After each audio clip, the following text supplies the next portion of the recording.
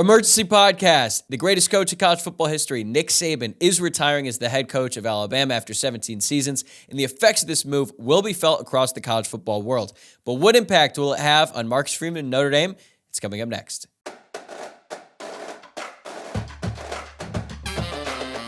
You are Locked On Irish, your daily podcast on the Notre Dame Fighting Irish. Part of the Locked On Podcast Network, your team every day.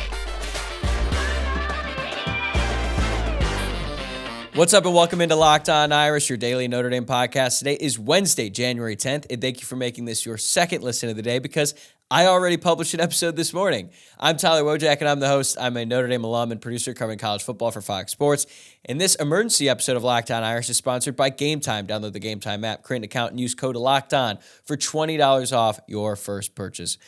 What a day in college football. Nick Saban is retiring as the head coach at Alabama in what was a shocking move to me. I know that there's been a little bit of rumblings out there, but still, the concept of Nick Saban retiring at Alabama almost seemed impossible, even though it was obviously going to happen eventually. When I first heard the news, I was so stunned, and I've had a few hours since then to sort of organize all my thoughts, and I was like, you know what? I want to talk about this on the show because I think this move is going to lead to a domino effect that could affect, realistically, every top program in college football, and obviously Notre Dame would fall under that umbrella. So I was like, you know what? I got to get Luke Smith on the phone. Let's get him on the show here so we can talk about this move. And we had a lot to say. We had a lot of fun doing this, and I hope you enjoy it because this is a crazy day in college football. So please enjoy.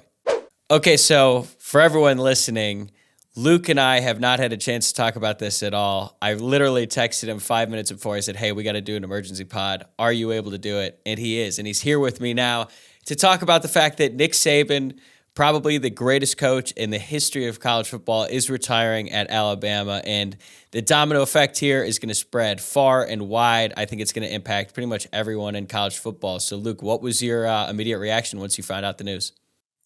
Well, I have to give some credit here to message board geniuses, or specifically Auburn Live, who reported this earlier today, that Saban was going to call a mandatory team meeting at 4 p.m. to announce to the Alabama Crimson Tide that he was retiring. There was some aggregation of posts from that message board that made its way onto that Twitter account, and I kind of forgot about it. I saw that around noon, and then about 4 o'clock, sure enough, start getting texts. Wow, Saban retired. So not the most shocking news to me that he would want to hang it up. The timing of it, I think, surprises everybody just because do you really want to go out losing to Jim Harbaugh in Michigan? You wouldn't think so, but he did, and that's where we stand. Hindsight is 20/20, but when you think about Saban's reaction at the end of that game, I thought he was unusually calm and not necessarily disinterested in the result, but he seemed very much at peace with the situation. It was unlike Saban, how he usually is. Usually he's very animated, very fiery. He really was never that during the Rose Bowl. I don't know if he had already been thinking about it. I assume he'd already been thinking about it at that point. I don't think he made a rash decision like he just woke up today and was like, you know what? I'm done. Like, I got to go to this coaches meeting today. Don't really want to do it. I'm just going to retire. So clearly this has been on his mind for a little bit, but still it's shocking. I think Ross Dellinger put it out that Saban was a part of the SEC head coaches meeting today. He had met with other coaches. He had interviewed potential assistants to join his staff as recently as this week. So it was, even though it might not have been a rash decision, it's clearly something that he decided very recently, and now it's official. But what sort of impact do you think this decision is going to have on college football as a whole? I think that you can expect Alabama to go after anybody and everybody here. So really what we're going to see the impact is who ends up replacing him and then who ends up replacing that person. And there's a lot of unknowns right now. I think that everybody's started to point to Dan Lanning as kind of candidate number one and maybe Sark as candidate number two. But if it's one of those guys or if it's somebody else, I think that you can probably assume it's going to be somebody from a pretty high-profile job, and there's going to be a lot of dominoes that follow out of that. Yeah, I totally agree with you. Do you think that they have a name in mind? I'm sure that this was something that people at Alabama had been made aware of, and so I would assume that they had a list. I mean, there's some saying that as an athletic director, your job is, after you hire a coach, is to create a list of coaches who you will eventually hire once that guy either gets fired or leave. Now, I understand Nick Saban's a little bit of an exception to that rule because there was a presence about him where maybe he thought that was never going to end. But you have to believe that Greg Byrne has at least been thinking about this and has had some conversations with Saban over the course of the last several years, and knowing that this was going to come. And I would think that there has to be a front runner in mind. That's how I feel about the situation. And that is why I think this is going to have such a big impact throughout college football, because this is just the first domino to fall, right? I think Alabama has some names in mind, and all of the names in mind are big fish in college football. They're at top programs right now. And I think that once they make that hire, then that is going to have effects that really stretch far and wide, because Alabama, it's like a magnet, and they're going to attract the top talent for the job. And I think that as we start to shift gears here towards the Notre Dame of it all, I know that Pete Thamel did include Marcus Freeman in his tweet about potential coaching candidates. Personally, I don't put any stock into that other than the fact that Marcus Freeman has a good agent, and that guy, I don't know his name, clearly got in the ear of Thamel and was like, hey, include him, because that gives Freeman leverage, right? And that's really what all of this stuff is about. So even though I don't consider Marcus Freeman to be a candidate for the Alabama job, I do think that whoever Alabama does decide to hire, I think that Freeman's name could pop up in those potential coaching searches as well. How do you feel about Freeman's position in all of this? By the way, it appears his agent is Clint Dowdle, who's underneath Jamie Sexton, who, by the way, finally learned what that guy looks like this year, and just not who I would have expected a big money agent to look like. I distracted myself there. What was the question? I'm sorry.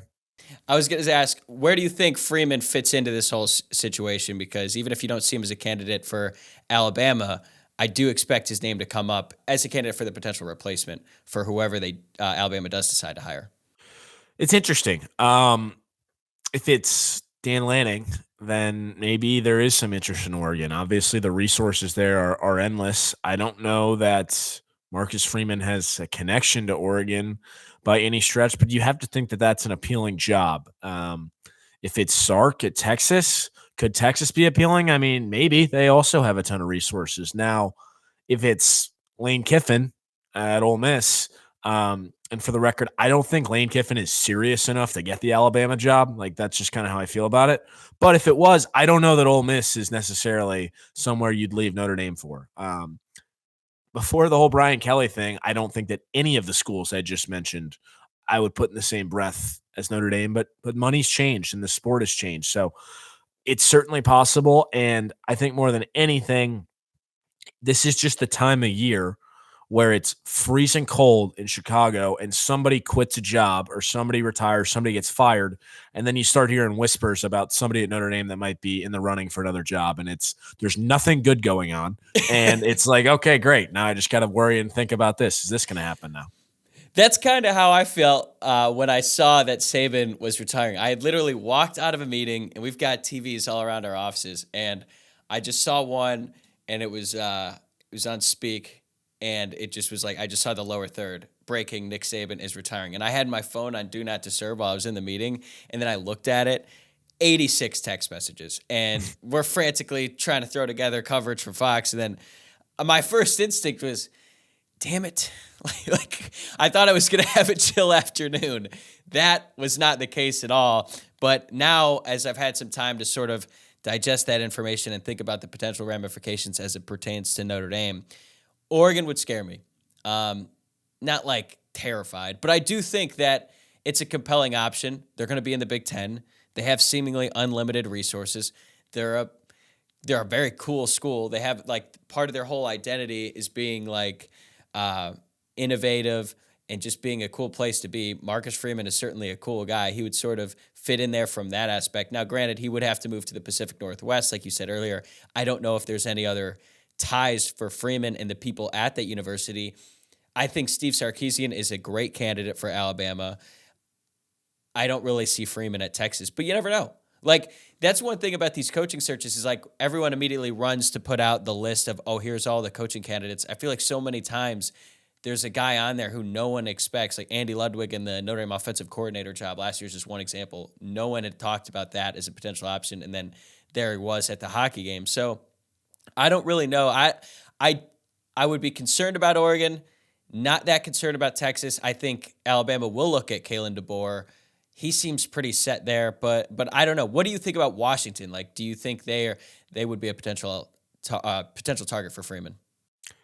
I don't. And I don't really have any good reason for it other than it doesn't seem like a fit to me, while Oregon does. Now, I guess the other thing to consider is that Oregon and Washington are also both going to be in the Big Ten now, which is weird, but that is the conference that Marcus Freeman is very familiar with. And it's going to be a different conference, but that's the conference he grew up playing in, grew up around. I mean, there's some familiarity there.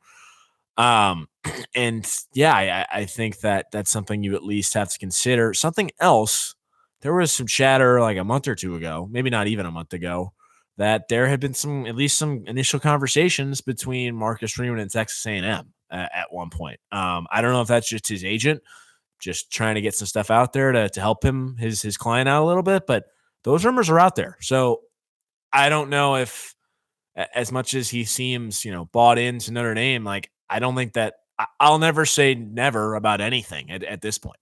I'll be right back with Luke to talk more about Nick Saban, but I wanted to take this opportunity to tell you about Gametime. Gametime is the fast and easy way to buy tickets for all the sports, music, comedy, and theater near you. With great deals on last-minute tickets and their best price guarantee, you can stop stressing over the tickets and start getting hyped for all of the fun you're going to have. I recently used Gametime to go to a concert, and I'm going to be honest, it wasn't even in the plans initially. Then I looked at the price on Gametime. I was like, you know what? I'm going to pull the trigger. I went. Awesome concert, all thanks to Gametime. It is the fastest growing ticketing app in the country for a reason. You get images of your seat before you buy, so you know exactly what to expect when you arrive. Plus, you can buy tickets in a matter of seconds, just 2 taps and you're set. The tickets are then sent directly to your phone, so you never have to dig through your email. Take the guesswork out of buying tickets with Gametime. Download the Gametime app, create an account, and use code LOCKEDON for $20 off your first purchase. Terms apply. Again, create an account and redeem code LOCKEDON for $20 off. Download Gametime today. Last minute tickets, lowest price, guaranteed. I agree with you. Never say never. The Texas A&M thing, that was weird. I don't even remember where I first saw that. Again, this wasn't from any credible source or anything. It's one of those things that I think we saw it on message boards or something like that. And as we discussed at the beginning of this, there's a lot of information on message boards, a lot of crazy stuff out there. Sometimes it's accurate. So I don't know how much I read into the situation with Marcus and Texas A&M. You're right. It could be Marcus's agent doing some work there just to, get his name involved in a high power position, especially one that we know will come with a lot of financial ramifications. But I just look at what is Freeman's interest in any of these jobs. He's got a really good situation at Notre Dame, especially in terms of the buy-in from the university, the NIL, the transfer portal, everything like that seems to be aligned. As a matter of fact, earlier this afternoon, Notre Dame added another transfer portal commit, the Northwestern safety Hurd, and that's another really good get for Notre Dame. So it seems like he has all of this momentum going at Notre Dame. Why would he want to leave and effectively start over? Because wherever he goes, even if that program has had success recently, they're likely going to get gutted both with the coaching staff and the players on their roster. So yes, they might be able to offer him more money, but I think it'd have to be a really perfect situation for Freeman, and I don't think that exists outside of his alma mater. I agree, and I honestly think that might also be the reason why Dan Lanning ultimately does not take the Alabama job, because Oregon is also in a very strong position right now. They're probably going to have the most talented roster in the Big Ten this year, from 1 to 85. And I think if this is a couple years down the road, maybe Dan Lanning would look at Alabama and be like, I'm ready for this. I've had my shots at Oregon, but I feel like he's built something rather quickly there. And this year they're going to be really strong, which brings me to somebody that I think might be a really strong candidate for this job is Mike Norvell. He just went 13-0 with Florida State and didn't get in the college football playoff. I understand it's going to change to 12 teams here, but Florida State is losing a ton. You might wonder, does he think he's hit his ceiling in Tallahassee? And he's been rumored as somebody that might be a candidate for this job. I could easily see him jumping at that chance. Does he have any connections with Alabama? I don't think he does, other than he's just a good Not coach. that I know of. Not that, yeah. According to Wikipedia, I'm not seeing anything. Yeah, not that I know of. I do think that's an intriguing option, especially considering everything that's going on with Florida State as they try to defect from the ACC and, coming off this season. And bankrupt themselves? Yes. Yeah. And it's just not a good situation for them. So I could certainly see that. He's had success recently. Do you think Tommy Rees gets an interview? I don't know. I think this, though, does probably make it probable that he's in the NFL next season. And I don't know in what capacity that's going to be in, but I would put pretty good money on him being like a quarterback's coach in the NFL next year. That certainly seems to be the most likely situation right now. I have a hard time seeing him at Alabama next season, assuming he doesn't get the job, obviously. I don't think he's going to get an interview, for the record, but I had to ask the question. I don't think that whoever they end up hiring, all the names we had just mentioned, DeBoer, Sark, Dan Lanning. Now, Dan Lanning is a defensive-oriented guy, but he made a great hire with Will Stein. I would imagine that if they do hire Dan Lanning, Lanning would want to bring Stein with him. So I don't really see a future for Tommy Rees at Alabama, although until Alabama makes a hire, it's sort of on Rees to keep that roster intact. Like, I actually heard today from some people at Fox that Tommy Rees is the guy right now who's flying around the country talking to recruits, talking to transfers, trying to keep them on board because Alabama's DC retired literally, yesterday, right? Yesterday or 2 days ago, yeah. Right. Maybe that should have been a sign. So maybe Alabama did know this was coming. Maybe he knew, and Tommy Rees has been working hard to keep those guys there. I agree with you. I think the NFL makes the most sense for him because he's just he's on unshaky ground right now. But until Alabama makes a hire, it's Tommy Rees's job to keep that roster intact. And just a wild situation for him, and it's almost impossible to comprehend that he's in that position now, considering where he was a year ago at this time. It's drastically different, but really that's just kind of been the landscape of this sport the last 3-4 years. Every year it just feels very, very different. It is funny, as an aside, one of my old roommates went to Alabama and he texted us today saying, of my two football teams, I didn't think that it was going to be the Tide who had to replace their head coach, because the Bears announced today that Matt Eberflus will return next year. Wasn't that a second announcement, though? Did they already announce that earlier or something? It had been, I don't know, reported, but they actually announced it today and fired their offensive staff, to which Eberflus said his phone is blowing up because the offensive coordinator job is such an enviable position. So good for the Bears. But yeah, I agree. It's, things are changing in this sport. They got to hire Tommy. They have to, dude. I hadn't even thought about that. He's a perfect fit. He's a Chicago native. Honestly, I wish I could put a future bet on that right now. Tommy Rees, offensive coordinator for the Chicago Bears. That almost makes too much sense to me. I didn't see him listed in an article I read today. The only college connection was Cliff Kingsbury, and I think that was because they expect them to draft Caleb Williams. So I don't know. Maybe you just threw that out there and nobody's been thinking about that one, but we'll see. I don't know what's going to happen with the Rams. They're obviously in the playoffs now, so they're not going to make any coaching moves. But Sean McVay has been pretty public about his man crush, as some people have put it, on Tommy Rees. So if, given the success that they've had this season, if the Rams end up losing their offensive coordinator or their quarterback's coach, that seems like a perfect landing spot for Rees, assuming he eventually leaves Alabama. Now, this next question I'm going to ask you, it's part tongue-in-cheek, but part serious. Is this a good job today, the Alabama job? Well, shoot. Before Saban got there, they had 3 losing records in 4 of the seasons before he got there, I'm pretty sure. So he did really a tremendous turnaround job there. Now, I know that there's a lot of history before that era of mediocrity that was it Mike Shula? I think it was, right before Nick Saban. Yeah. And a couple guys before him who had some other issues. But it's a good job. Don't get me wrong. But it's not I think you could make the case it's maybe the 3rd best job in the SEC, 4th even. Why do you say 4th? I would say Georgia is definitely a better job. I would say LSU might be a better job given how many guys have won national titles there who we know to be not very good coaches.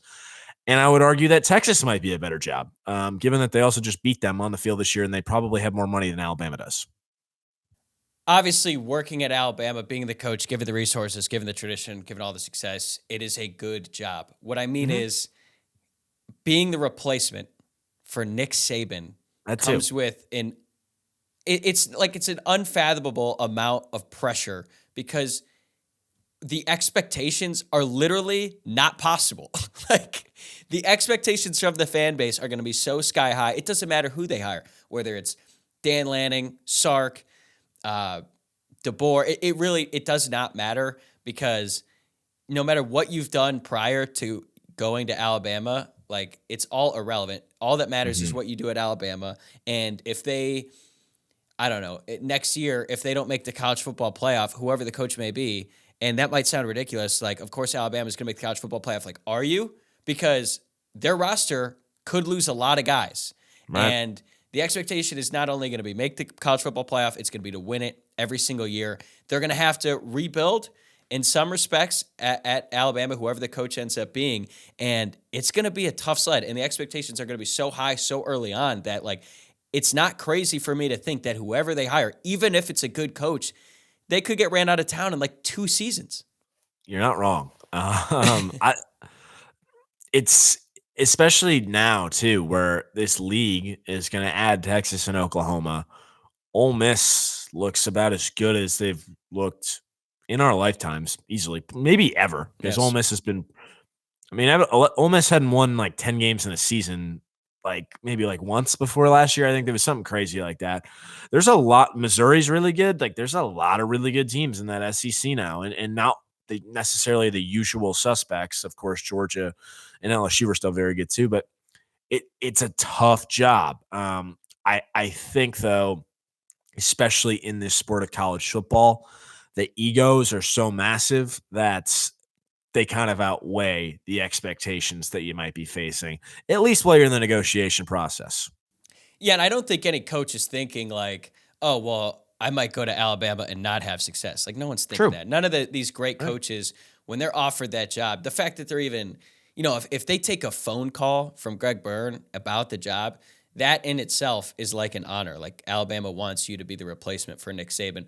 But then as the job begins and you think about the guys who are likely going to depart, and I actually want to get to that in a second because I saw some Notre Dame fans were like, we got to get Keon Keeley and Caleb down. So we'll get to that in a second. But like, I just think that the expectations are going to be so high and the job itself is actually going to be very difficult given the competition that you mentioned in the SEC, the likely roster defects and the expectations. I think that today the Alabama job is not ideal, just given the pressure. But I think that whoever the next coach is at Alabama, even though there'll still be the expectation to sort of live up to what Saban accomplished, I think that the next person, the second coach, assuming the first one sort of flames out, I think that's actually going to be a much better job than it is today.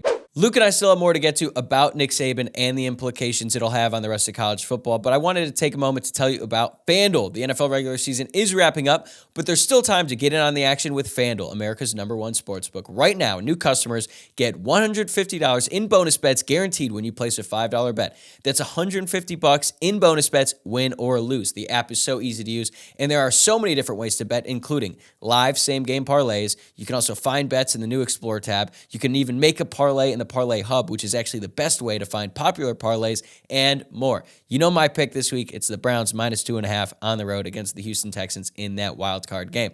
Visit FanDuel.com/lockedon and make your first bet a layup. FanDuel, an official partner of the NFL.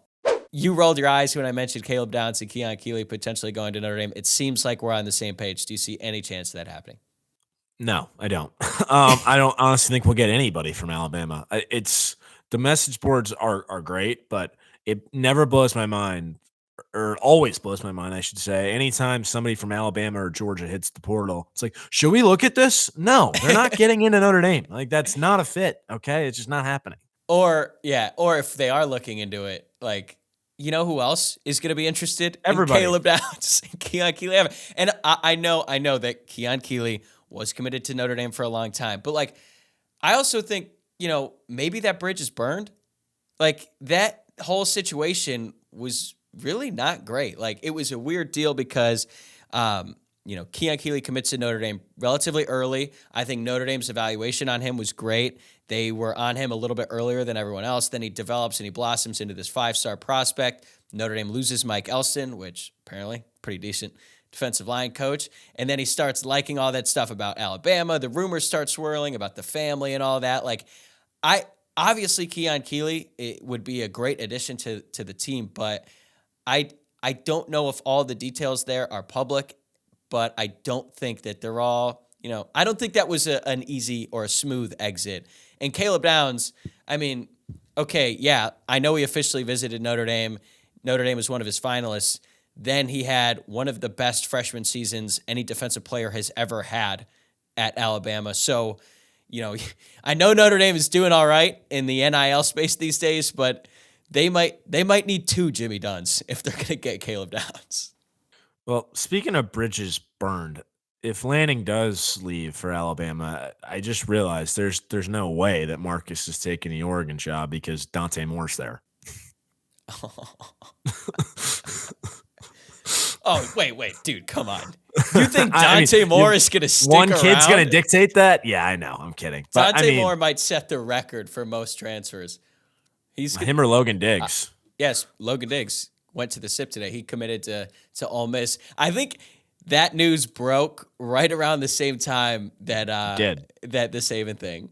So I thought that was kind of funny. Just poor timing for Logan there. But kind of like when Quinshon Judkins announced he was going to Ohio State 5 minutes after Michigan won the national championship game. Like, breathe easy, Ohio State fans. I know that your bitter rival just won their first national championship in over 20 years, but you got me. Like, okay, dude, great, awesome. All right, that's pretty much all I got. I just want to ask, like, one Saban legacy question. Like, for as much as you and I have disliked Alabama, I think, if you're a college football fan, you got to have some respect for the run that Saban went on. And now in a world of college football where it seems like, there might be more parity than there's been in a long time, do you ever think we're going to see another run like that, like what Saban had at Alabama? No. 6 national championships at Alabama, 7 in total. You're not going to see it, and it's not only because there might be more parity. You're not going to see somebody coach that long, okay? The era of Saban and Joe Paterno, Bobby Bowden, all those, like, he's kind of the last of a dying breed. If you look around college football right now, Brian Kelly's got to be one of the oldest active coaches, besides Mac Brown, obviously, but this is a second stint for Mac Brown. And I don't know how much longer that's going to last either, but there aren't a lot of contemporaries to Nick Saban right now. And I just don't think you're going to see this next generation of coaches like Dan Lanning, Marcus Freeman, Mike Norvell. I mean, Lincoln Riley's even said it. They're not going to coach that long, I don't think. I think that this profession is too demanding. It's 24/7, 365, and there's just not going to be anybody that's going to do that. Yeah, I did see some people say, oh, well, Saban just didn't want to play in this new game with NIL and the transfer portal. Like, I don't think that specifically was it. I just think that he's 72 years old, the demands of the job, the day-to-day grind. And as much as Saban talks about how he loves the grind and he loves the process more than the results and all of that, like, eventually that's going to wear on you. Like, for as much as we love Marcus Freeman and the seemingly endless energy he has and the tireless work ethic and the fact that he's in a million different places at once, he's also in his 30s. Like, it's going to be a lot harder to do when he's 72, like Saban is. So I completely agree with you there. I mean, I'm just looking at this here right now. 292, 71, and 1 career record, 7 national championships, 6 at Alabama, 1 at LSU, 12 conference championships. It's truly insane. And I know that Georgia fans are probably thinking, all right, it's our time now with Kirby Smart. Don't get me wrong. They're one of the best programs in college football right now, but it's going to be really, really hard to sustain that level of dominance in this new era. So I'm in full agreement with you. I think it's the end of a dying breed, and I don't think we're going to see anything like it again. No. Who knows how long Kirby will even be at Georgia? Maybe, 5 more years, something like that. And I'm not saying that they can't run 5 more off in a row because they could. But, yeah, it's not going to happen again. All right, before we let you go, who do you think it's going to be? If you ask me right now, I'm going to say Dan Lanning. And if it's not Dan Lanning, it's Mike Norvell. I think it's going to be Sark.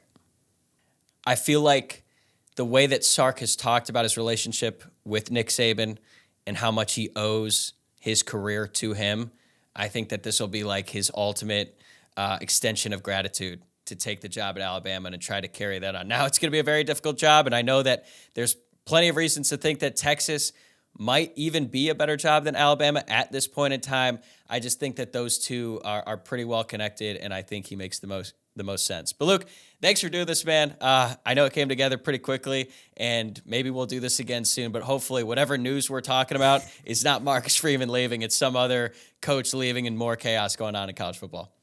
I hope so too. Thanks for having me. That's a wrap for this emergency podcast. I really appreciate you tuning in for the second episode of the day. Originally, I had planned on releasing my interview with Tom Noy, the men's basketball beat writer for the South Bend Tribune. I'm going to move that back to Friday. We covered a lot, including Notre Dame's big win on the road against Georgia Tech, his takeaways so far from this men's basketball season, and he had some great stories to tell about meeting with Mike Brey as recently as a few weeks ago, so you won't want to miss that. Be sure to tune in to Friday's show. The best way to stay up to date with everything we're doing here on the podcast is to subscribe on YouTube or wherever you listen to the podcast. You can also keep up with everything we're doing on social media. The X account is at Locked On Irish. Instagram is at Locked On Irish Pod. And my personal X account is at Tyler, WOJCIAK. See you Friday.